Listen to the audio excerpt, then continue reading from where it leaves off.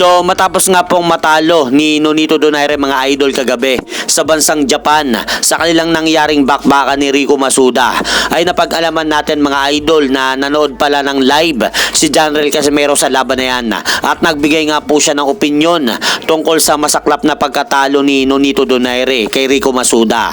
Dahil sinabi nga po nito sa kanilang naging live kahapon sa kanilang social media account habang pinapanood nila ang laban ni Nonito Donaire.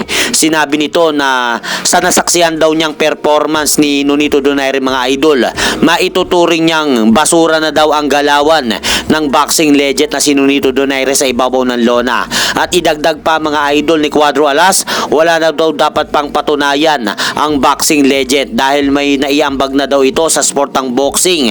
Kaya kung si Janriel Casimero lang daw mga idol ang nasa kalagayan ni Nonito Donaire, ay magre-retiro na lang daw siya dahil may malaking pera na siyang naipon sa sportang boxing at e-enjoy na lang daw niya ang kanyang buhay. At nilinaw din po mga idol ni former 3 Division World Champion Janriel Casimero, kaya daw niya nasabing basura na ang galaw ni Nonito Donaire sa ibabaw ng ring. Hindi daw ibig sabihin nun na basura na ang galaw nito, kundi sa ipinakitang performance daw ngayon ni Nonito Donaire sa ibabaw ng ring kumpara sa dating prime nito sa kanyang kalakasan sa sportang boxing. At baka isipin na naman daw ng iba, minamalit niya ang kakayahan ni Nonito Donaire. Bagkus mga idol, concern lang daw si Casimero sa kalusugan ng boxing legend na si Nonito Donaire. Dahil kung magtutuloy-tuloy pa daw lumaban si Nonito Donaire sa sportang boxing, hindi daw malabong madisgrasya siya sa mga susunod nitong gagawing laban. Talo yung kababayan natin. Pero ano masasabi mo sa ano, tol? Wala na talaga. Ha? Wala na yung galaw niya. Garbage na yung galaw niya. Basura ng galawan niya. Hindi na. Say tayo dyan. Patayin na natin to.